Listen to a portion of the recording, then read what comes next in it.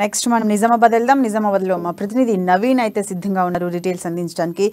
నిజామాబాద్ నవీన్ చెప్పండి. మహారాష్ట్రలో అయితే ఆర్మూర్ బోధన ఎమ్మెల్యేలు అయితే బిజీగా ఉన్నారు. ఏదైతే బీఆర్ఎస్ భారతదేశం అంతా తన పార్టీని పెంపొందించే కార్యక్రమంలో భాగంగా మహారాష్ట్రకు సంబంధించి ఆ ఇద్దరు నేతలను అయితే అక్కడ ముఖ్య కార్యకర్తలుగా నియమించింది.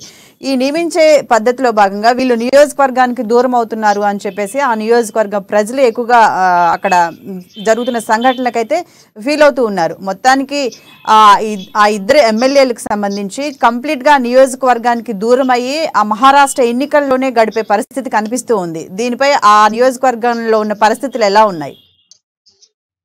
Thank you Shirisha. నేల విడిచి సాము చేస్తున్నట్లుగా ఉంది ఆ ఇతర నేతల పరిస్థితి. ఉన్న ఇల్లు చక్కగా దిద్దుకోలేరు కానీ పక్క రాష్ట్రంలో కూడా దృష్టి పెట్టినట్లుగా ఉంది ఆ ఇద్దరు ఎమ్మెల్యేల పరిస్థితి. ముఖ్యంగా ఇందులో ఇటు నిజామాబాద్ జిల్లా చెందినటువంటి ఆర్మూర్ ఎమ్మెల్యే జీవన్ రెడ్డి, అలాగే బోధన్ ఎమ్మెల్యే మహమ్మద్ షకీర్. అయితే ప్రధానంగా ఇటు 2 సార్లు తెలంగాణ వచ్చిన తర్వాత 2 సార్లు అధికారంలోకి వచ్చినటువంటి టీఆర్ఎస్ ప్రభుత్వము బీఆర్ఎస్ పార్టీగా ఉద్భవించింది. అయితే ముఖ్యంగా దేశీయ రాజకీయాలపై దృష్టి పెట్టిన కేసీఆర్ టీఆర్ఎస్ ని బీఆర్ఎస్ గా చేశారు. అయితే ఇందులో భాగంగా దేశవ్యాప్తంగా కూడా బీఆర్ఎస్ విస్తరించిన భాగంలో ప్రధానంగా ఇటు పక్కన ఉన్నటువంటి మహారాష్ట్రపై కూడా ప్రత్యేక దృష్టి పెట్టారు. అక్కడ చాలా సార్లు కూడా సభలు ఏర్పాటు చేశారు. చాలా మందిని కూడా ఇటు బీఆర్ఎస్ పార్టీలో చేర్చుకున్నారు. అది దీనికి సంబంధించి కూడా ఇటు జీవన్ రెడ్డితో పాటు పక్క ఇటు ఎమ్మెల్యే షకీల్ పై కూడా పూర్తి బాధ్యతలు పెట్టారు. అయితే ఇందుకు ప్రధాన కారణం ఏంటంటే ఇటు మహారాష్ట్ర పక్కనే బార్డర్ ఇటు బోధన్ ఉంది, అలాగే ఆర్మూర్ ఉంది. ఈ రెండు మా పక్కనే ఉండటం వల్ల కూడా ఇది ఇద్దరికి సంబంధించి అక్కడ ఉన్నటువంటి పార్టీ డెవలప్మెంట్ కార్యక్రమాలు కావచ్చు, అక్కడ ఎవరెవరు పార్టీలు చేర్చుకోవాలి, అక్కడ సభలు ఏర్పాటు విషయంలో కావచ్చు, ఎవరితో సంప్రదింపులు జరపాలి, మొత్తం విషయాలు కూడా ఇద్దరు ఎమ్మెల్యే ఇటు బోధన్ ఎమ్మెల్యే షకీల్ అలాగే ఆర్మూర్ ఎమ్మెల్యే జీవన్ రెడ్డిపై కూడా పూర్తిగా బాధ్యతలు కేసీఆర్ పెట్టారు. ఇంతో ఇటు తన అధినేత కేసీఆర్ పెట్టినటువంటి బాధ్యతలను కూడా ఏమాత్రం తగ్గకుండా కూడా ఇటు ఇద్దరు ఎమ్మెల్యేలు పూర్తిగా ఇటు మహారాష్ట్రకి దృష్టి పెట్టారు. దానికి పార్టీ బలోపేతానికి కృషి చేస్తున్నారు. అయితే ఇది ఒకవైపు అయితే మరోవైపు పూర్తిగా ఇటు ఇక్కడ ఉన్నటువంటి ఎమ్మెల్యేలు పూర్తిగా ఇటు మహారాష్ట్రపై దృష్టి పెట్టడంతో కూడా ఇక్కడ నియోజకవర్గ ప్రజలు కూడా తమ పార్టీ తమ ఎమ్మెల్యే పూర్తిగా ఇటు నియోజకవర్గానికి దూరం అవుతారని చెప్పి కూడా ప్రజలతో పాటు పార్టీ శ్రేణులు కూడా ఆందోళన వ్యక్తం చేస్తున్నాయి. ఎందుకంటే గత కొన్ని రోజులుగా నిజామాబాద్ జిల్లాలో అకాల వర్షాలు కురిశాయి. దీనివల్ల కూడా పూర్తిగా పంట నష్టం జరిగింది. అక్కడ అధికారులు కూడా ఎవరికి అక్కడ వెళ్ళే పరిస్థితి లేదు. ఇక ఎమ్మెల్యే కూడా అధికారులు కూడా సమీక్షించడం లేదు అని కూడా ఆవేదన చెందుతున్నారు. అయితే ప్రధానంగా ఇటు ఇద్దరు ఎమ్మెల్యేలు కూడా తెలంగాణ వచ్చిన తర్వాత 2 సార్లు ఎమ్మెల్యేగా అయ్యారు. ఇటు పార్టీలో కూడా మంచి పేరున్న నాయకులు.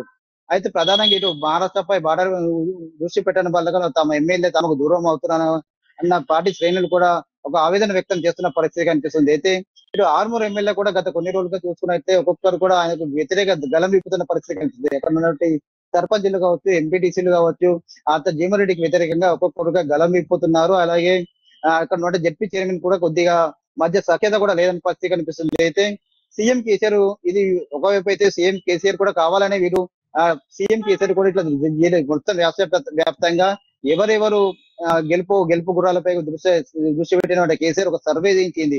ఈ సర్వేలో కూడా ఇద్దరు ఎమ్మెల్యేలు వీక్గా ఉన్నారు. అలాగే దీంట్లో భాగంగానే ఇద్దరు ఎమ్మెల్యే టికెట్ ఇవ్వద్దనే ఉద్దేశంతోనే పక్కనే ఉన్నటువంటి మహారాష్ట్రపై దృష్టి పెట్టారని కూడా వాదన కూడా వినిపిస్తుంది. ఎందుకంటే ఇటు బోధన్ లో కూడా ఇటు ఎంఐఎం పోటీ చేస్తున్న పరిస్థితి మొత్తం కనిపిస్తుంది. అక్కడ చాలా మట్టుకు ఎంఐఎం పార్టీకి చెందినటువంటి నాయకులు కూడా బోధన్ లో తమ పార్టీ నాయకులు అభ్యర్థి కూడా నిలబెడతామని చెప్పారు. అక్కడ కూడా ఉన్నటువంటి ఎమ్మెల్యే షకీల్ కూడా ఇటు పార్టీ కార్యకర్తలు కావచ్చు, ఇలాంటి అభివృద్ధి కార్యక్రమంలో పాల్గొనడం కూడా ఎలాంటి అభివృద్ధి ఇటు ఆయన ఎమ్మెల్యే 2 సార్లు ఎమ్మెల్యే అయ్యాడు. ఆయన ఇప్పటికి కూడా నియోజకవర్గంలో ఎలాంటి అభివృద్ధి కార్యక్రమాలు చేపట్టాలని చెప్పి కూడా అక్కడ నుండి ప్రజలు తనకు వ్యతిరేకత చూపిస్తున్న పరిస్థితి కనిపిస్తుంది. ఇందులో భాగంగానే ఒక గేమ్ ప్లానింగ్ లో భాగంగానే ఇప్పుడు కేసీఆర్ ఇటు మహారాష్ట్రపై దృష్టి పెట్టారని కూడా తెలుస్తుంది. ఇటు ఆర్మూర్ ఎమ్మెల్యే రైట్ నవీన్, అంటే ఈ ఇద్దరు ఎమ్మెల్యేలు అంత క్యాపబిలిటీ ఉన్న వ్యక్తులు అనుకోవచ్చా మనం? మహారాష్ట్ర బాధ్యతలు స్వీకరించి అక్కడ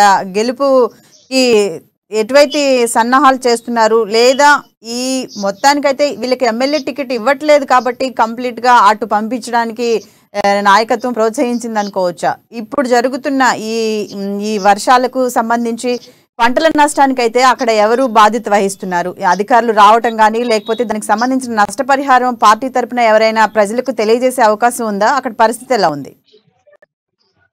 ఖచ్చితంగా సీఎం కేసీఆర్ ఏది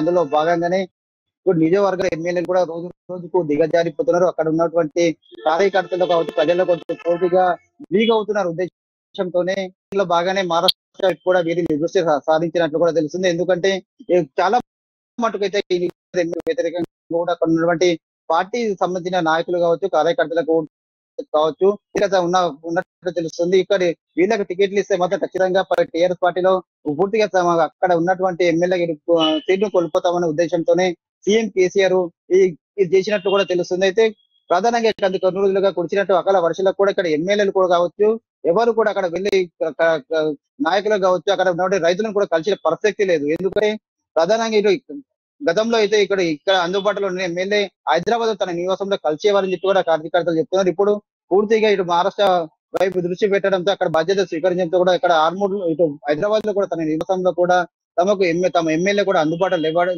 ఉండడం లేదని చెప్పి కూడా కార్యకర్తలు ఆవేదన వ్యక్తం చేస్తున్నారు. అయితే పూర్తిగా రోజు రోజుకు పార్టీలో వీరి స్థానం దిగజారిపోతుంది. టికెట్ కూడా గెలుపు కూడా కష్టమైన ఉద్దేశంతోనే కూడా సీఎం కేసీఆర్ కూడా వాళ్ళకు మహారాష్ట్ర వైపు దృష్టి పెట్టినట్టు కూడా చూస్తే అక్కడ పూర్తిగా పార్టీని బలోపేతం చేయండి. పార్టీ విస్తృతంగా మీరు బాధ్యత ఎవరెవరు ఉన్నారో వాళ్ళ కీలక నేతలతో సంప్రదించండి, వారిని పార్టీలో చేర్పించండి, పార్టీ బలోపేతానికి కృషి చేయండి చెప్పి కూడా స్పష్టమైన ఆదేశాలు ఇచ్చినట్లుగా తెలుస్తుంది శిరీష.